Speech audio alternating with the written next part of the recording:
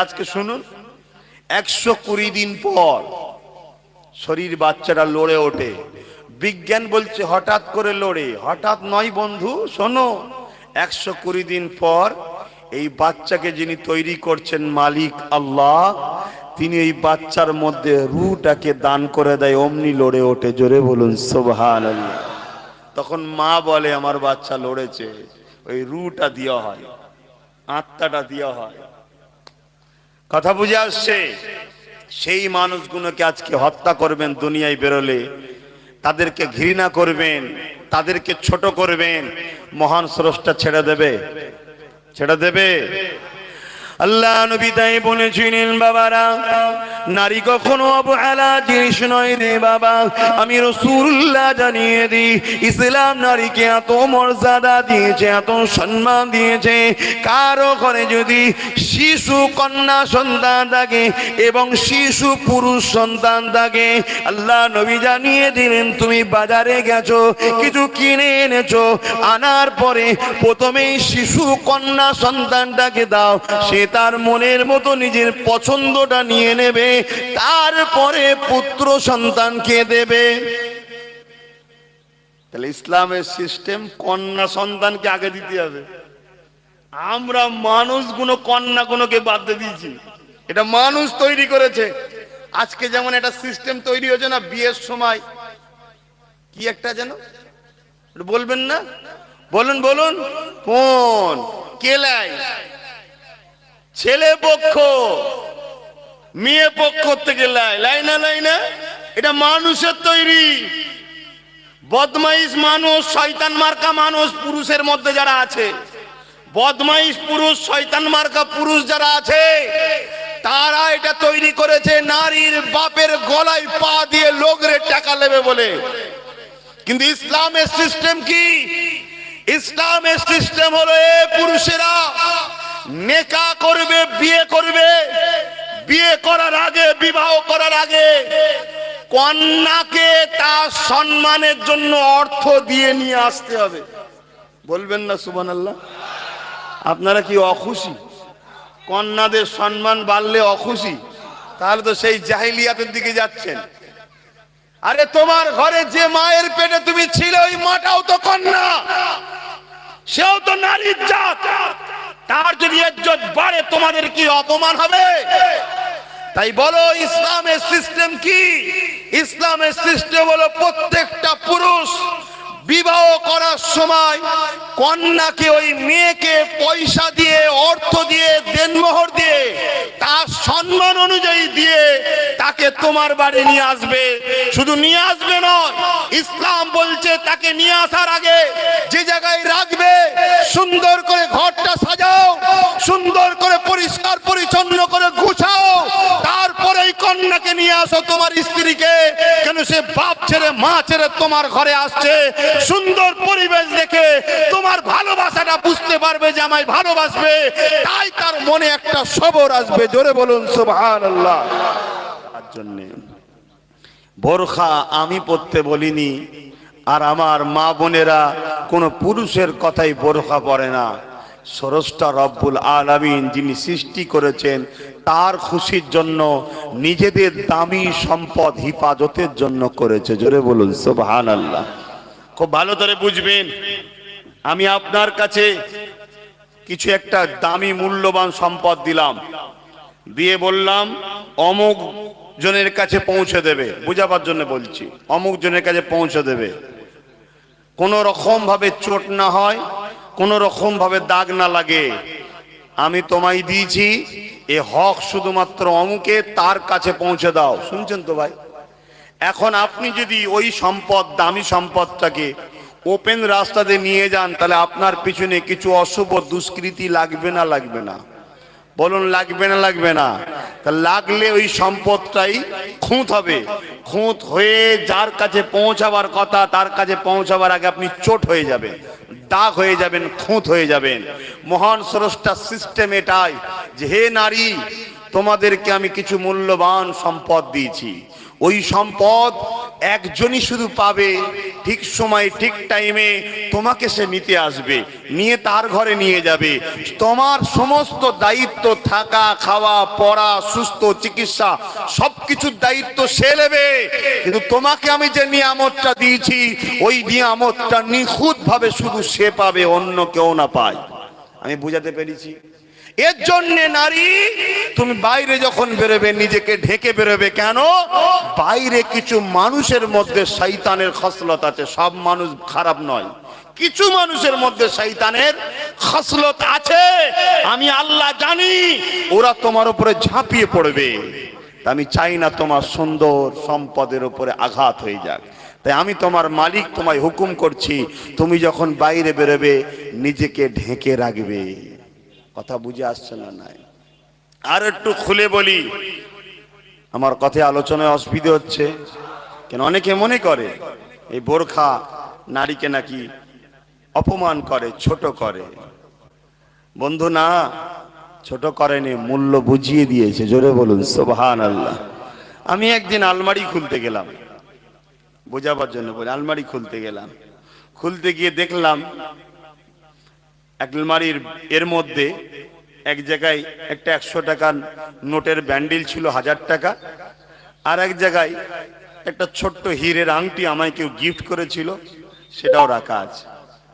এখন 1000 টাকার নোটের ব্যান্ডেলটা 1000 টাকা যাতে ছিল সেটা পাচ্ছি না, একটু মনটা খারাপ হবে, টেনশন লাগবে, একটু এদিক ওদিক দেখবো, তারপর বলতো যা হয়েছে ছেড়ে দে। কিন্তু আর একদিন আলমারিটা খুলে দেখি হীরের আংটিটা নাই। বলুন মাথা ঠিক থাকবে এবারে? তো পুরুষ হলো ওই 100 টাকার নোটের 1000 টাকা, মানে 10 পিস, বুঝাবার জন্য বলছি। কিছু হলে একটু কষ্ট হয়, কিন্তু মহিলা হলো ওই হীরের আংটির নাই, যেটা হারিয়ে গেলে মাথা ঠিক থাকে না। এটা সব বাড়িতেই হয়, ঠিক না বেঠিক গো? তাই রাত 10টায় যখন পুরুষ ঢোকে, বাপ তখন ডেকে বলে কোথায় গিয়েছিলিস?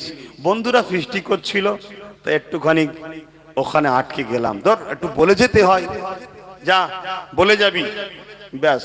কিন্তু রাত 8টায় যদি মেয়ে ছেলে ঢোকে, তখন বাপ কিন্তু যতক্ষণ না ঢুকছে, রোজ 4টে স্কুল থেকে ঢোকে, আজ 8টায়, ওই 4 ঘন্টা কিন্তু বাপ মা দুজনে ঘামতে থাকে। একে ফোন করে, ওকে ফোন করে, হ্যাঁ তোর গেছে নাকি, ওর বাড়ি গেছে নাকি। আর যখন ঢোকে চোখ বড় বড় করে ডেকে বলে, বলে না, বলে না। এখন মেয়েটা অভিযোগ দিয়েছে যে আমার ভাই 10টায় আসে, বাপ বেশি কিছু বলে না, শুধু বলে কোথায় গিয়েছিলিস? বন্ধুর বাড়ি। বলার পরে বলছিল এই একটু বলে যাবি। আর আমি 8টায় 2 ঘন্টা আগে এসেছি, তাও একদিন আমাকে কত বকলো, আমাকে ছোট করা হলো। ছোট করা হয়েছে? ছোট করা হয়েছে না।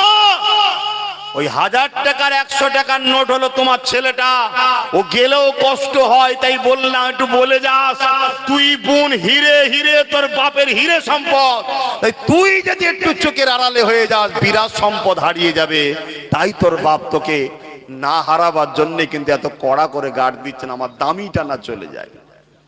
কিন্তু নিজের গুরুত্ব নিজে বুঝতে পারলে না, সমাজের একদল মানুষরূপী পশুদের পাল্লায় পড়ে আজ হাওয়া দিচ্ছে। হাওয়া মডার্ন হতে হবে, ছোট কাপড় পরতে হবে, স্টেজে উঠতে হবে, নাচতে হবে, টাকা উড়াবে, টাকা নেবে, এই বলে আমাদের সমাজের নারীগুলোকে আজকে মায়ের জাত থেকে নাবিয়ে দিল কোথায়?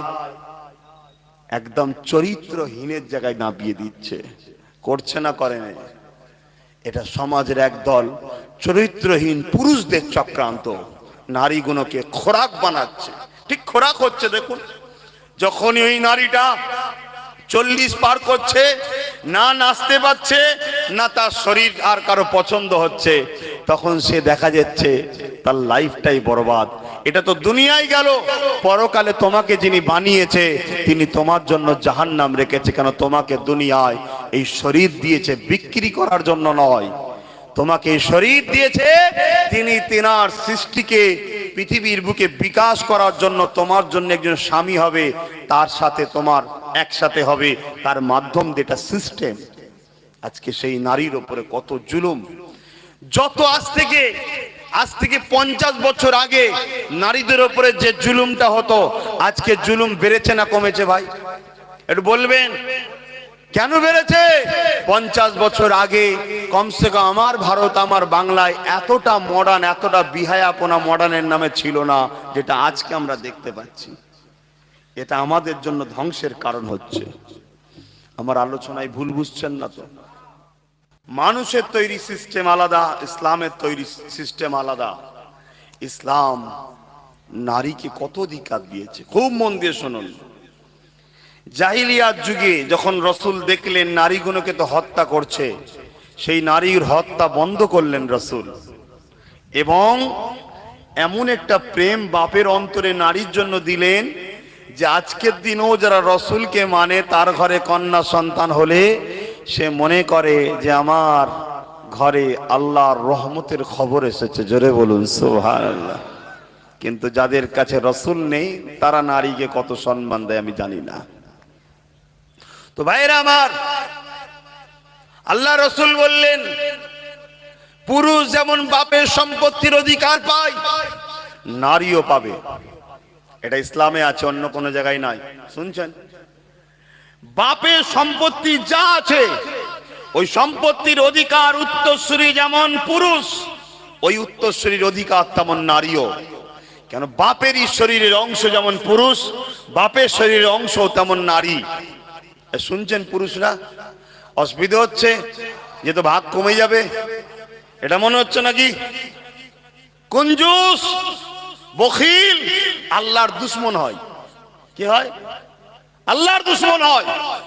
যে তার বোনের উপকার চাই না, যে আমার বোন হয়তো সে আমারই তো মায়ের পেটে ছিল, সেও আমার বাপের সম্পত্তির অধিকার পাক, এতটুকু মন যার বড় নাই সে তো কঞ্জুস, বখিল। আল্লাহ নবী আইন তৈরি করে দিলেন মহান স্রষ্টার হুকুমে, শুধু পুরুষ তো বাপেরই সম্পত্তির হক পায়, নারী কিন্তু শুধু বাপের সম্পত্তির হক পেচ্ছে তা নয়, নারী তার স্বামীর সম্পত্তির অধিকার পাবে এবং নারী ছেলেরও সম্পত্তির অধিকার পাবে। জোরে বলুন সুবহানাল্লাহ। তাহলে ইসলামে নারীর মর্যাদা আছে না নাই? জোরে বলুন। এরপরেও কিন্তু একটা কথা শোনা যায়, ইসলাম নারীদের ঘরে মর্যাদা দেয় না, বড় বেঁধে রেখেছে। কেন বন্ধু, কি সমস্যা? না বলছে ওই যে বোরখা পরতে হয়। কি পরতে হয়? বোরখা। বোরখাটা নারীর অপমান না নারীর মর্যাদা? বোরখাটা নারীকে অপমান করে না নারীর দাম বাড়ায়? বোরখাটা নারীকে বেইজ্জতি করে না নারীর মূল্য বুঝায়? হ্যাঁ। আমার এক হাতে আছে একটা হিরে, এক হাতে আছে একটা পাথর, দুটোই কেউ আমায় গিফট করলো। আমি ঘরে ঢোকার সময় পাথরটাকে ঘরের বাইরেই ফেলে দিয়ে ঢুকবো, মেন গেটেরও ভেতরে ঢুকাবো না, কেন ঘর নোংরা হবে। আর হিরেটাকে নিয়ে কিন্তু মেন গেটে ঢুকবো। মেন গেটে ঢুকে শুধু ক্ষান্ত নয়, ঘরের মধ্যে ঢুকবো। ওই গেটে ঢুকেও শুধু ক্ষান্ত নয়, আলমারি খুলবো, আলমারি খুলেও ক্ষান্ত নয়, তিজারুদি খুলবো, ওখানে খুলেও ক্ষান্ত নয়, ভালো তারে মখমলের কাপড় দিয়ে জড়িয়ে তাকে রাখবো। কেন? এটা হিরে, এর মর্যাদা অনুযায়ী একে রাখতে হয়। জোরে বলুন সুবহানাল্লাহ।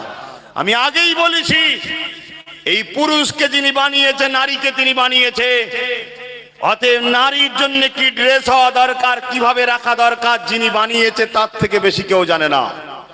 দুনিয়ার অসভ্য বর্বর পুরুষেরা নারীদের ঘরের চোখের লোভ লালসার খিদের পাত্রী বানাবার জন্যে তারা নারীদের গায়ে উলঙ্গ তৈরি করছে। তারা যারা নারীকে শুধুমাত্র লোভের পাত্রী বানাতে চায়, ভোগের পাত্রী বানাতে চায়, নফসের খোরাক বানাতে চায়, শুধু চোখের খিদের আনন্দ জিনিস বানাতে চায়, তারাই বলে যে নারী তুমি ছোট কাপড় পরো।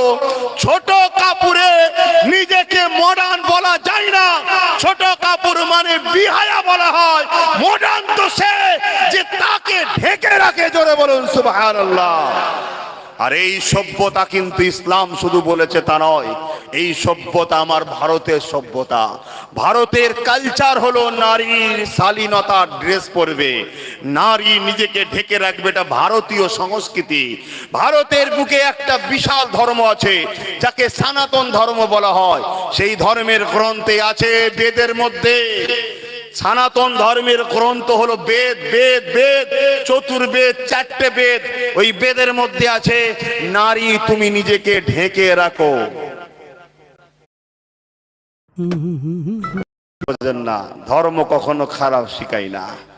কিন্তু আজ সমাজে একদল অশুভ মানুষ